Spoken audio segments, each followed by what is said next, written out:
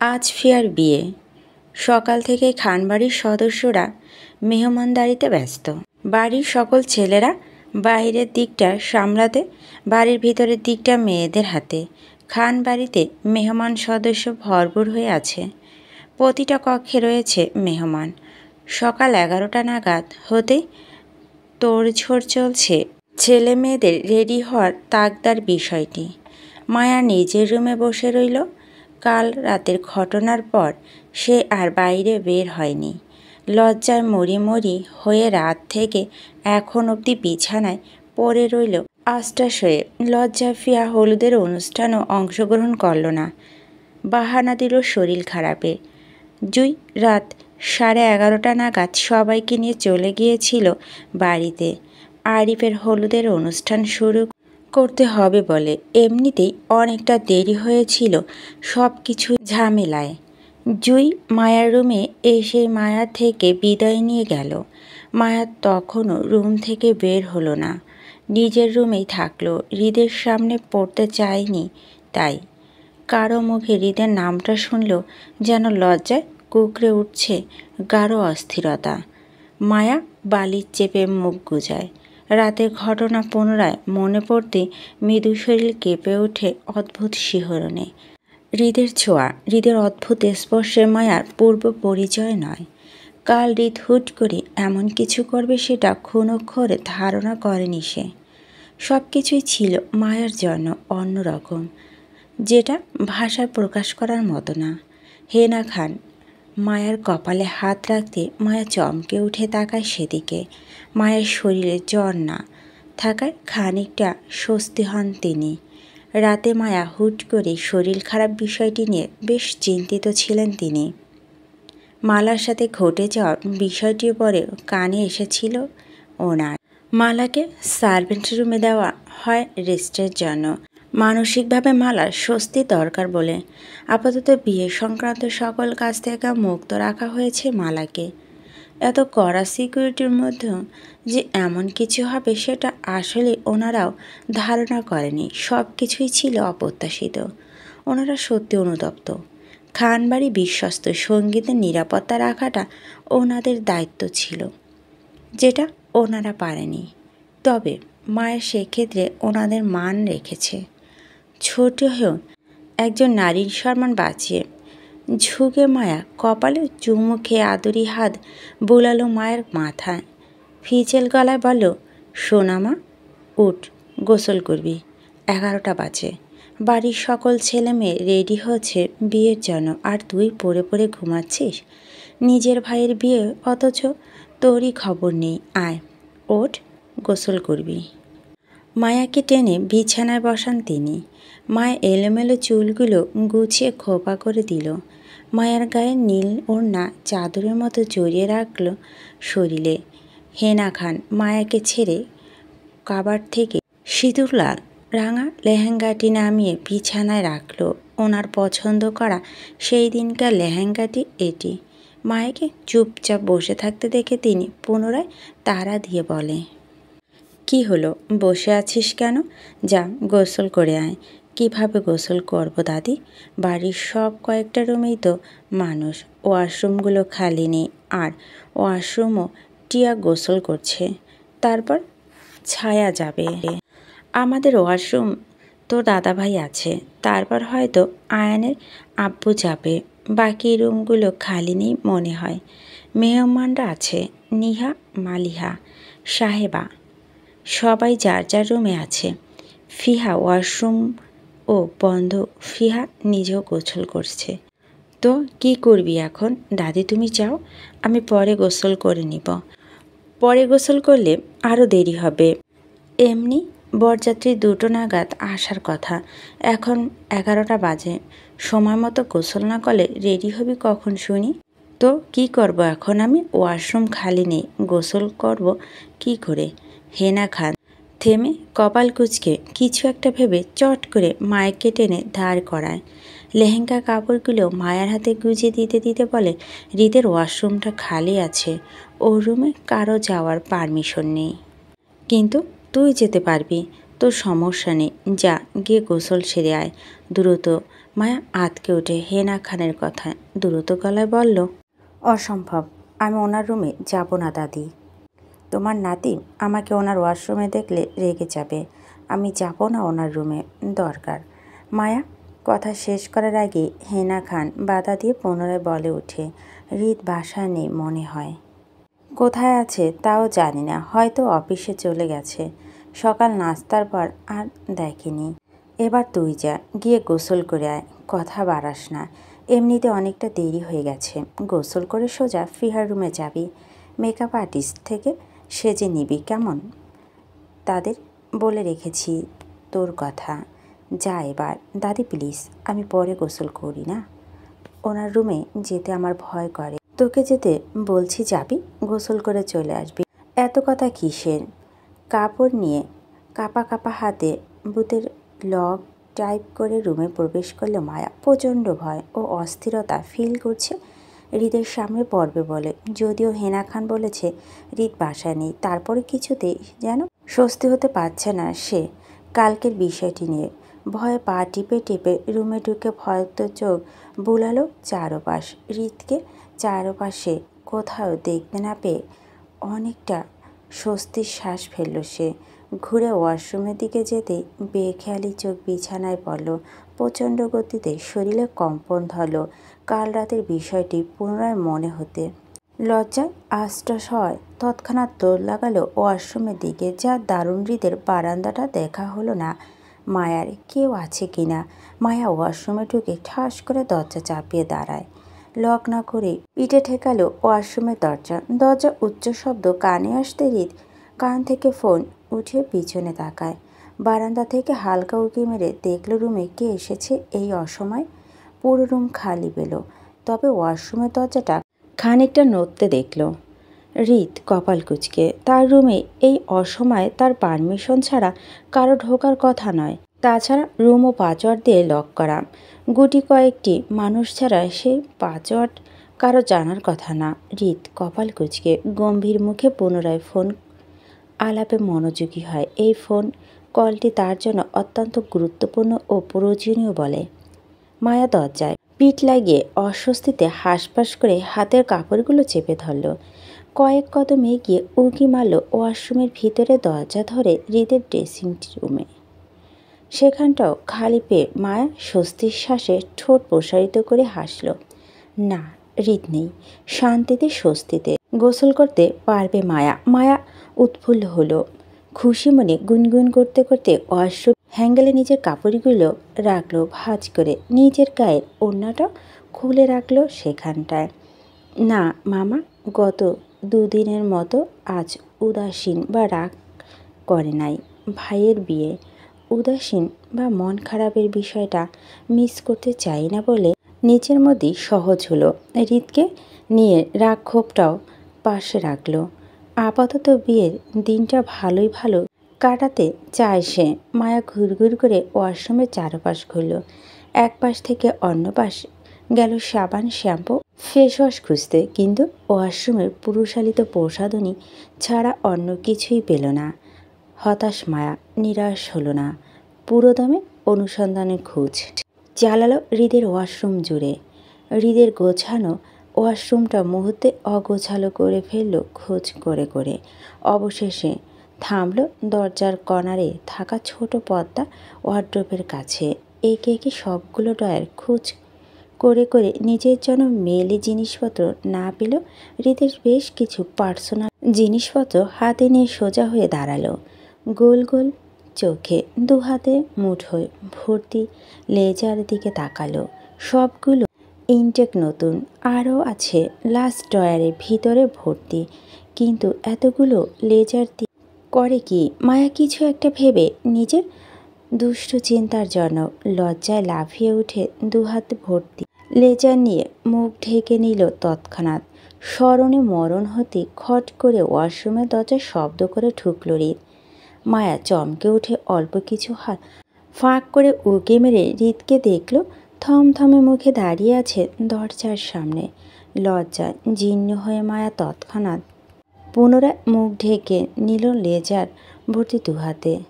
হৃদ খানিকটা থমথমে খেয়ে গেল মায়াকে এই মুহূর্তে এখানে দেখে। ছোট ছোট চোখ করে মায়া হাত ভর্তি লেজার দিকে হালকা কপাল কুঁচকে হৃদ। মায়া লজ্জা বুঝে শান্ত স্বাভাবিক থাকলো সে। কিছু না বলে মায়ার দিকে এগিয়ে আসলো। মায়ার হাত টেনে লেজারগুলো নেওয়ার চেষ্টা করলো। মায়া দিল না, বরং চমকে উঠে জোর খাটিয়ে নিজের দুহাতে হৃদের হাত থেকে ছাড়িয়ে নিল।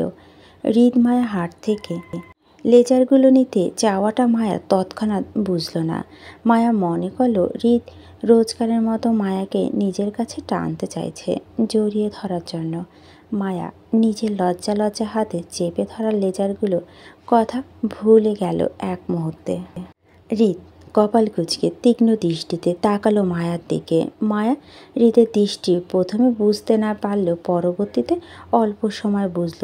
যখন হৃদ দৃষ্টি অনুসরণ করে নিজের দুহাত ভর্তি লেজারগুলোর দিকে তাকালো, তখন মায়া চমকালো, লজ্জা পেল। তৎক্ষণাৎ হৃদের দিকে তাকিয়ে উত্তেজিত ব্যস্ত গলায় বলল, আমি চুরি করছি না তো, এইগুলো আমার আছে। মালা বেভাস বোকা কথায় হৃদ থমথমে খেয়ে গেল। ধমকের স্বরে বলল, সেটা ইডিয়েট। মায়া তখনও বুঝল না হৃদের হঠাৎ ধমকে ওঠার কারণটা। ভাবল হৃদ রোজকার মতোই হয়তো তাকে ধমকাচ্ছে। কিন্তু হৃদকে চলে যেতে দেখে মায়া মস্তিষ্ক পরিষ্কার হলো নিজের বলা কথাটা। মা এগুলো আছে? Like seriously? মায়া লেজার আছে সেটা হৃদকে বলতে হবে? বলার জন্য আর কোনো কথা খুঁজে পেল না সে। খুঁজে খুঁজে মায়াকে এমন বিচ্ছিরি পরিস্থিতিতে পড়তে হবে, তাও হৃদের সামনে। নিশ্চয়ই হৃদ এখন মায়াকে আর লেজারকে জড়িয়ে উল্টোপাল্টো চিন্তা করছে। ছি ছি, কি বাজে। দাঁড়িয়ে থেকে ঠোঁট ভেঙে নিঃশব্দে কেঁদে ওঠে মায়া। দৃষ্টি তার মুঠো ভর্তি লেজারের দিকে। এইগুলো সে তখন মুখে লাগিয়েছিল হৃদের সামনে। মায়া লজ্জা থেকে ডিপ্রেশন হচ্ছে বেশি। এমন পরিস্থিতির শিকার হয়ে কান্না করার মধ্যেই মায়া পুত করে শব্দ করল। খালি পেট ভুরভুর করছিল পেট গ্যাস্ট্রিকে। যেহেতু মায়া বাথরুমে আছে তাই নিশ্চিন্তে করে ফেললো আস্তে করে। খালি পেটে আবারও একটা করে ফেললো পরপর। কিন্তু হতভাগী মায়া পরিবেশ দূষণ করেও শান্তি পেল না হৃদের জ্বালায়। হুট করে মায়া আবিষ্কার করলো হৃদ তার একদম পিছনে। তার মানে হৃদ তখন বাহিরে যায়নি, বরং তার পিছনে গিয়েছিল ওয়াশরুম। হ্যাঙ্গেল থেকে নিজের কাপড় নিচ্ছিল। মানে মায়া যে এতক্ষণ ফুসফুস শব্দ করে পরিবেশ দূষণ করছিল সেটা শুনছে নিশ্চয়ই। অবশ্যই শুনেছে, পিছনে তো দাঁড়িয়েই আছে। মায়া লজ্জা অস্বস্তিতে আর চোখে একবার হৃদের দিকে তাকালো। হৃদ এমন একটা ভাব যেন এই মুহূর্তে এখানে কিছুই হয়নি, সবই ঠিকঠাক। মায়া পরিবেশ দূষণ করার বিষয়টি যেন শুনেনি, নাকেও লাগেনি। মনোযোগ দিয়ে নিজের কাপড় উঠিয়ে রাখছে, সেগুলো মায়ার অগোছালো করে নিচে ফেলছিল। হৃদ স্বাভাবিক থাকলেও মায়া স্বাভাবিক থাকতে পারল না। প্রচণ্ড অস্বস্তি ফিল করে লজ্জার লেজার কাপড় ফেলে কোনো রকম ওড়না টেনে দৌড়ে পালালো ওয়াশরুম থেকে সোজা নিজের রুমে। একদিনে এত ডিপ্রেশনে মায়া নিবে কীভাবে? ওয়াশরুমেও শান্তি নেই। খুঁজে খুঁজে সকল ডিপ্রেশনে ভাগীদার মায়াকে কেন হতে হবে? ছি, কি বিচ্ছিরি কাণ্ড। লজ্জা মায়া শরমে মরণ হচ্ছে না আবারও। একবার না, দুবার না, পরিবেশ দূষণ করলো, তাও হৃদের পিছনে রেখে। ছি ছি। একটা ডিপ্রেশন কাটাতে না কাটাতে আরও একটা যোগ হলো মায়ার জন্য। সে তো ঠিকঠাক জায়গায় ওয়াশরুমে ছিল, তার দোষ কোথায়? উফ। বিকাল 4টা ছুঁই ছুঁই। পশ্চিম আকাশে সূর্য ঢলে পড়েছে। চারিদিকে আজানের ধ্বনি বাজছে। শফিকুল ইসলাম বরযাত্রী সহ খান বাড়িতে এসেছে প্রায় ঘন্টা দেড়েক আগে। ইতিমধ্যে বরযাত্রী খাবারের পর্বটাও বেশ চুকানো হয়ে গেছে। এবার বিয়ের জন্য তোড়জোড় চলছে। স্টেজে আরিফের আশেপাশে ফিহাকে বসানো হয়েছে। ফিহা হলুদে স্টেজের ছাদে করলেও বিয়ের মেনু করা হয়েছে খান বাড়ির বাগানে এরিয়াতে। দুজনের মধ্যে ড্রেস কোড কালারটা মিল রাখলো, পিচ কালার। ফিহার গায়ে গাঢ় পিচ কালারে হেভি লেহেঙ্গা জড়ানো, জুয়েলারিও একই রকম। হেভি সাজে, গায়ে আর মাথা দুটো আলাদা আলাদা ওড়না টানা। আরিফ হালকা কালারের শেরওয়ানি পরল, সাদা প্যান্ট দিয়ে। শেরওয়ানি দুপাট্টা রাজশাহী স্টাইলে কাঁধে থেকে মুড়িয়ে হাতে ভাঁজ করা। অসম্ভব সুন্দর দেখালো দুজনকে একত্রে। কিন্তু ভালোবাসার কাপল একসঙ্গে দীর্ঘ সময় নিয়ে বসে থেকেও একে অপরের সঙ্গে কথা হচ্ছে না। আরিফ বেশ কয়েকবার কথা বলার চেষ্টা করছিল, কিন্তু ফিয়া উত্তর দেয়নি, চুপ থেকেছিল। ভীষণ আরিফও দীর্ঘশ্বাসের সঙ্গে চুপ করে যায়। চারপাশ থেকে আগত মেহমানদের সাথে হালকা পাতলা কথা চালায়, কৌশল বিনিময় করে, ছবি তোলে। ফিয়াও সেম কাজ করছে, হাসি মুখে সবার সাথে পোস্ট নিয়ে ছবি তুলছে, আগত মেহমানদের কথা উত্তর করছে, শুধু আরিফকেই ইগনোর করছে।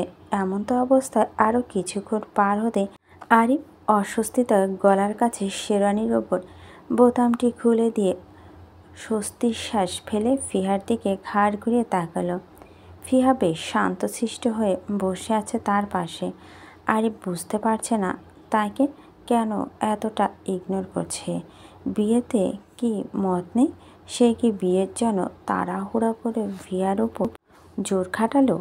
ফিহা মতামত তো নেওয়া হয়নি আরিফের। সে কি ভুল করলো? তাহলে কি ফিহার মত পরিবর্তন হয়েছিল আরিফকে নিয়ে? সেটা সময়ের অভাবে বলতে পারেনি তাকে। আরিফের বুক কেঁপে ওঠে, অস্বস্তি, হাত দুটো শীতল বরফের ন্যায় ঠান্ডা হয়ে উঠল। যদি বিষয়টি সত্যি হয় তাহলে আরিফ কী করবে? ফিয়াকে যেতে দিবে? বিয়ে না করে অবশ্যই যেতে দিবে সে। কোনো মেয়েকে জোর করে বিয়ে করার মতো পুরুষত্ব প্রকাশ পায় না।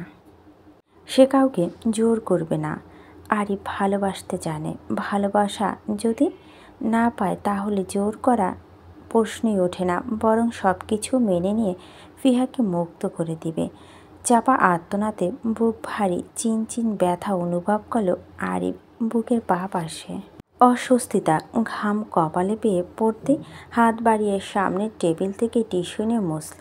ঠোঁট গোল করে অস্থিরতা, গুমোট শ্বাস ফেলে পুনরায় তাকালো ফিয়ার শান্তশিষ্ট চেহারার দিকে। মনে দ্বিধা কাটিয়ে কোনোরূপ বনিতা ছাড়াই সরাসরি বলে ওঠে, দেখো ফিউ, বিগত কয়েকদিন যা হয়েছে আমাদের জীবনে, সেটা চাইলেও পরিবর্তন করতে পারবো না। সেই ক্ষমতা আমার নেই। তবে চাইলে এই বিয়ে বন্ধটা করতে পারবো। তোমার যদি আমাকে নিয়ে মন পরিবর্তন হয়ে থাকে তাহলে আমার বলতে পারো, আমি মেনে নিব তোমার সব ডিসিশন। বরযাত্রী নিয়ে ফিরে যাব, তারপর তোমার মনের বিরুদ্ধে বিয়েটা আমি করব না। অ্যান্ড সরি তোমাকে এই পরিস্থিতিতে ফেলার জন্য। আমার আরও আগে উচিত ছিল তোমার মতামত নেওয়ার। ভুল হয়ে গেছে, তার জন্য ক্ষমা চাচ্ছি। তবে এবার তোমার ডিসিশনই আমার ডিসিশন হবে। বিয়ে না করতে চাইলে নির্দ্বিধায় বলতে পারো, আমি মেনে নিব সেটা। তবে তুমি চুপ থাকলে আমি তোমার সম্মতি ধরে নিয়ে চলে যাব বরযাত্রী সহ। আরিফের আদর্শ কথা তলে টইটুম্বুর হলো ফিয়ার আখিদয়। এটা কোনো কথা? ভালোবাসার মানুষকে বিয়ে করার জন্য কতটা কাঠখড় পোহাতে হয়েছে তাকে। এখন বিয়ে শেষ মুহূর্তে এসে বলছে ফিহার বিয়ে করতে না চাইলে বিয়ে বন্ধ করে দিবে। ফিহা রেগে থাকার কারণ আছে বলেই সে রেগে আছে, কিন্তু তার রেগে থাকার কারণ না খুঁজে বলছে ফিহার মন পরিবর্তন হয়েছে। মনে জমানো কষ্টটা তরতর করে বাড়ল আরিফের প্রতি। অভিযোগ নয়নে তাকালো আরিফের দিকে। ভালো তো শুধু ফিহা বেসেছিল আরিফকে, সে তো ভালোবাসেনি ফিহাকে। ভালোবাসলে কখনো এসব বলতে পারেন তো না, বরং ফিহার মন বোঝার চেষ্টা করত। আরিফ কপাল কুঁচকা ফিহার চোখের পানি দেখে।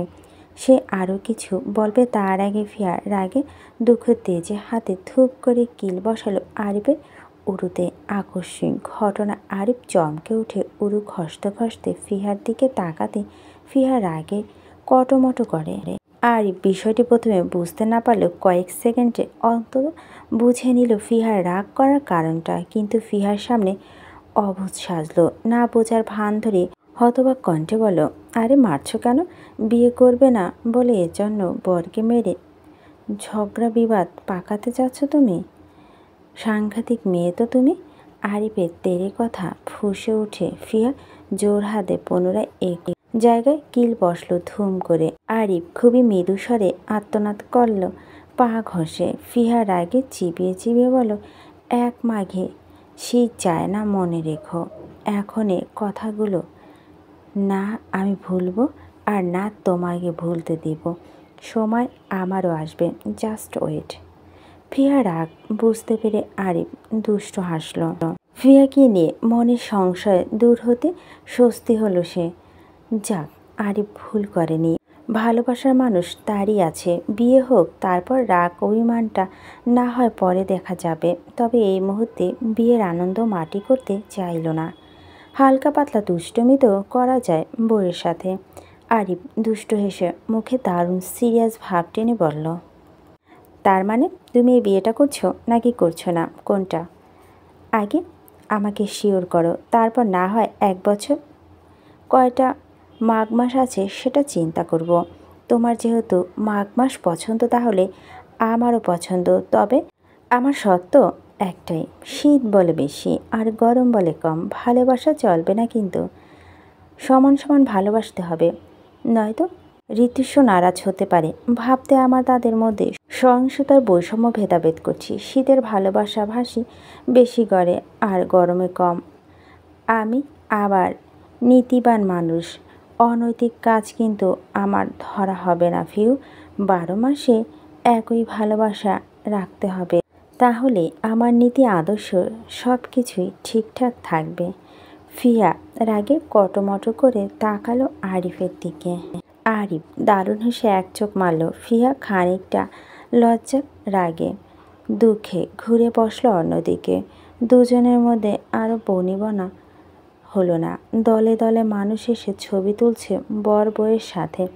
এর খানিক বাদে শফিকুল ইসলাম, আরাফ খান, নাহিদ চৌধুরী, আয়ান, সোহাগ সবাই মিলে কাজীকে নিয়ে হাজির হয় তাদের কাছে। স্বস্তিরে কাজী সাহেব বিয়ে পড়ানোর পর ফিয়াকে কবুল বলতে ফিয়া ফটাফট 3 কবুল বলে দেয়।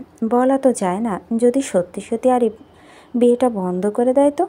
আরিফ 2 ঠোঁট চেপে হাসি থামালো। তাকে কবুল বলতে বলতে সে সুন্দর করে রয়েস হয়ে ধীর স্থির বলল, তাড়াহুড়া করল না। পুরুষরা সবাই বিয়ে পড়িয়ে যেতে তোড়জোড় করে এসে বসল জুই মায়া দুজন দুপাশে। মায়া আরিফের পাশে আর জুই ফিহার পাশে। এতক্ষণ যাবৎ তাদের জন্য ঘুরঘুর করছিল বিয়ে শেষ হওয়া নিয়ে। অবশেষে শেষ হতে উৎফুল্লতা দেখা গেল দুজনের মাঝে। মায়া তো ফিহার পক্ষ ধরে গেটে দাঁড়িয়েছিল, ভাইয়ের কাছে মোটা অঙ্কের টাকা উসুল করলো। তারপর থেকে সারা বাড়ি টই টই করছে লেহেঙ্গার দুপাশ আঁকড়ে ধরে। ঘনে ঘুরঘুর করে বাপ ভাইয়ের পাশে থাকছে, তো অন্যবার হেনা খানের আঁচল ধরে ঘুরঘুর করছে। মাঝে মধ্যে আরাফ খানের চারপাশে দেখা যায় ঘুরঘুর করতে। এখন মূলত ছায়া টিয়া সঙ্গ ধরে জুইকে নিয়ে ঘুরছে। বিয়ে বাড়িতে সেজে গুজে ঘুরঘুর করা ছাড়া অন্য অবশিষ্ট কাজ নেই কারো হাতেই। তবে মায়া সকল আগে পিছে ঘুরঘুর করলেও হৃদের চারপাশও ভিড়ছে না। মূলত হৃদই তাকে ভিড়তে দিচ্ছে না। হৃদের সাথে মায়ার সকালের পর দুপুরের দিকে বেশ কয়েকবার দেখা হয়েছে, তবে দূর থেকে চোখাচোখি হয়েছে ব্যাস। ফিহা বিয়ের জন্য হৃদকে আজ বাড়িতে দেখা গেল। বিয়ের ফাংশন তেমন একটা অ্যাটেন্ড করেনি, দূরে দূরে থেকেছে। বাড়ি ভর্তি মেহমান হওয়া মায়া থেকে স্বেচ্ছায় দূরে দূরে থাকছে। দেখা সাক্ষাৎ বা কথা কোনোটাই করছে না, অনেকটা এগিয়ে ইগনোর করছে মায়ের সেফটির কথা চিন্তা করে। মায়া ভাইয়ের বিয়ে উল্লাসে মন্ত হয়ে এক মুহূর্তের জন্য হৃদকে ভুলে গেল। মেতে থাকলো আমেজি। আরিফ ফিহা জুইয়ের সাথে স্টেজে বসে ফটো পোস্ট দিয়ে ছবি তুলতে লাগলো একের পর এক। এক্ষুনি মায়ার জন্য খানবাড়ি ভিতর থেকে ডাক আসায় সেই আরিফের পাশ থেকে উঠে গেল ভিতরে। দীর্ঘ সময় পার হয়ে যখন মায়ার সন্ধান পাওয়া গেল না, তখন জুইও ফিহার পাশে থেকে উঠে নেমে গেল স্টেজ থেকে। মায়ের উদ্দেশ্য বাগানের রাস্তা ধরে আগালো ভিতরে। সিঁদুর রাঙা লাল লেহেঙ্গা জড়ানো গায়ে তার। লেহেঙ্গা দুপাশে হালকা আঁকড়ে ধরে ঘুরে ঘুরে হাঁটছে। পায়ের ব্যথা, হিল পরার কারণে পা অনেকটা ছিলে চামড়া উঠে লাল হয়ে গেছে। ঠিকঠাক হাঁটতে পারছে না বলে মায়ের কাছে আসা নর্মাল জুতোর জন্য জুই সিঁড়ি বেয়ে উপরে উঠে। সিঁড়ি আর রুমের সামনে খালি জায়গা, করিডোর ধরে বামে মুড়ে এগোতে সামনে পেল রাবারের খালি স্যান্ডেল।